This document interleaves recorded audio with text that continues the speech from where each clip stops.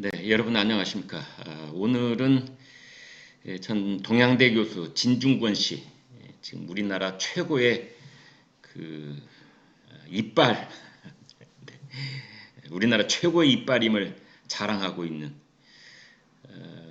이 대여 탑 클래스 저격수의 면모를 여실히 자랑하고 있는 진중권 씨 얘기를 좀 해보고자 합니다. 진중권 씨가 이렇게 말했습니다. 내가 30이면 진작 정계 은퇴했을 것이다. 내가 30이면 진작 정계 은퇴했을 것이다. 이게 무슨 말인가요? 설 의원이 내가 윤석열이면 벌써 그만뒀을 것이라고 발언한 것을 비판하면서 이제 진중권 씨가 이렇게 말한 겁니다. 설 의원이 하는 일이라곤 납세자 의혹 저하시키는 것밖에 없다. 네, 이렇게 했는데 계속 좀 살펴보겠습니다. 왼쪽에 있는 사람이 진중권 씨, 지금 마이크 앞에 있는 모습인데요. 지난 10일 서울 여의도 국회의원회관에서 열린 국민공부방 제1강 우리 시대 정의란 무엇인가를 주제로 특강을 하고 있는 모습이고, 오른쪽은 더불어민주당 최고위원인 설훈 이 사람입니다. 자, 그러면은 이어서 계속 좀 보겠습니다. 제가 윤석열이라고 하면 벌써 그만뒀어요. 이제 설훈 최고위원이 그 검찰과 윤석열 검찰총장을 비판하는 얘기를 하면서 특히 그 윤석열 검찰총장이 추미애 법무장관과 충돌하는 모습에 대해서 아주 강도 높게 비판을 했죠. 그러면서 설훈 최고위원이 한 라디오 방송에 나와서 이야기하기를 제가 윤석열이라고 하면 벌써 그만뒀다 이렇게 얘기를 한 것입니다. 그러니까 추미애 법무장관은 검찰총장에 비해서 서열상 상급자의 분명함으로 법무장관과 검찰총장이 충돌할 때는 당연히 검찰총장이 꼬리를 내려야 되는 거 아니냐, 그만둬야 되는 거 아니냐, 뭐 이런 논리로 얘기를 한 것입니다. 그러자 이제 진중권 전 동양대 교수가 이런데 참으면 진중권이 아니죠. 네. 설훈이 잘못 걸렸다 이렇게 볼 수가 있는 겁니다. 어디다 대고 우리 땅에 진중권이 있는 한 앞으로 여당 의원들, 특히 설훈 의원 같은 사람들은 말할 때 앞뒤를 살펴가며 얘기를 해야 됩니다. 나를 진중권이 반격할 수 있다는 것을 항상 염두에 두고 말을 해도 해야지, 잘못하면은 바로 진중권 전 교수에 의해서 직격탄을 맞습니다. 진 교수가 이렇게 얘기했습니다. 내가 설훈 의원이라면 진작 정계 은퇴했을 겁니다. 이렇게 차릴 격식을 차려줄 때 내가 찌르는 창이 매서운 법입니다. 내가 설훈 의원이라면 진작 정계 은퇴했을 겁니다. 이랬어요.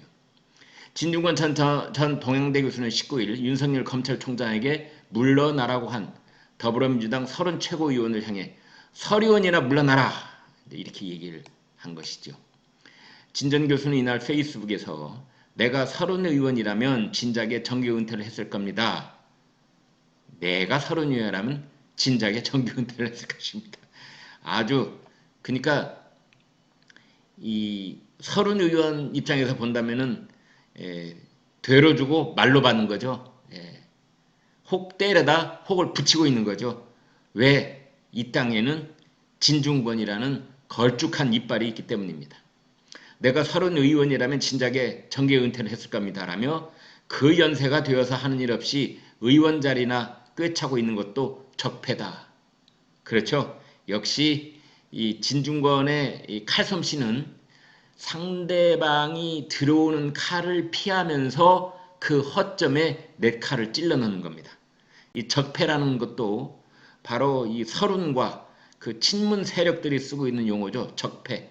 그 적폐로 몰아치고 있는 설훈 의원의 칼을 슬쩍 왼쪽으로 피하면서 그 빈 공간에 내 칼을 찔러 넣는 솜씨가 바로 그 연세가 되어서 한 일 없이 의원 자리 꿰차고 있는 것도 적폐다. 이렇게 설훈 의원의 나이까지 슬쩍 꼬집은 겁니다.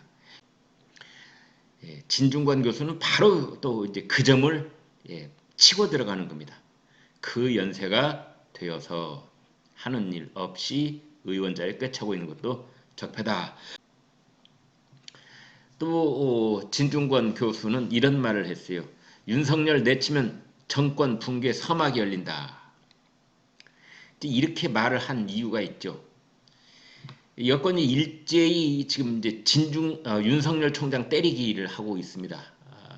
특히 민주당의 중진그룹 이상의 의원들이 지금 그 추미애 법무장관을 역성을 들면서, 그리고 추미애를 역성 든다기보다는 엄밀하게 따지면 한명숙 전 총리, 자기네들에게는 거의 대모급에 해당되는, 그리고 한명숙을 구출해내는 것이 마치 문재인 정부 나머지 이 자녀 임기 2년 내에 꼭 이루어야 될 일인 것이라도 되는 것처럼 그렇게 지금 민주당의 중진들이 올빵을 하고 있는 뭐 그런 상황입니다.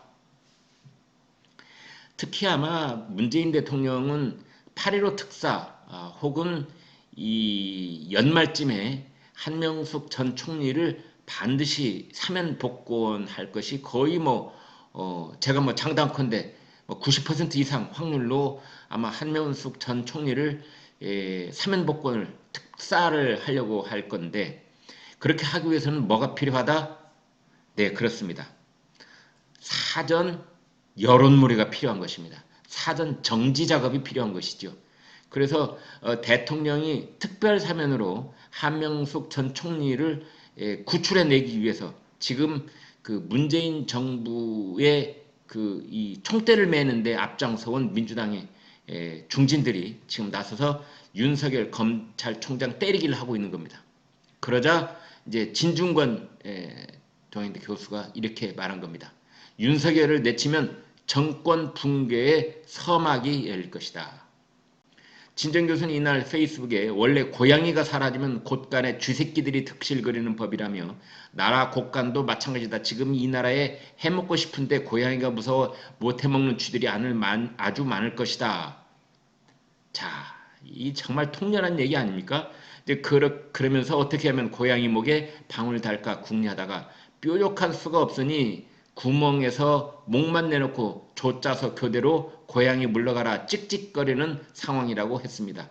더불어민주당이 여권과 대립각을 세워온 윤 총장의 사퇴까지 거론하며 총공세를 펴는 모습을 비판한 것입니다. 지금 이 나라엔 해먹고 싶은데 고양이가 무서워서 못해먹는 쥐들이다. 그자들이 바로 여기서 고양이는 누구냐? 바로 검찰과 그 검찰의 수장인 윤석열 검찰총장이다. 이렇게 되겠습니다.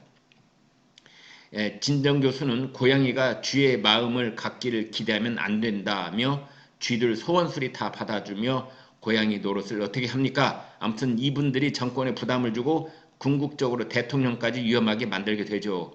바로 그 고양이 목에 방울을 달려고 했던 쥐들, 나라 곳간에서 해먹고 싶어하는 그 쥐들, 무서워서 구멍에서 목만 내놓고 조를 짜서 돌아가면서 교대로 고양이 물러가라 하면서 찍찍거리는 그 쥐들이 궁극적으로는 정권에 부담을 주고 궁극적으로 대통령까지 위험하게 만들게 된다. 뭐 이런 겁니다.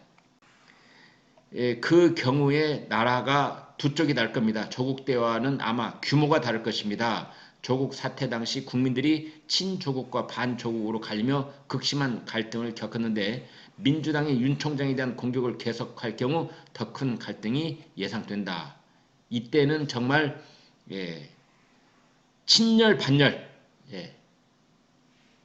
윤석열을 구하려고 하는 쪽은 친열, 윤석열에 반대하는 쪽은 반열, 이렇게 제가 말을 붙여본다면 친열은 거의 모든 국민이 될 것이고 반열은 민주당의 일부 그 쥐들이 되지 않을까 이런 생각이 드는 것입니다.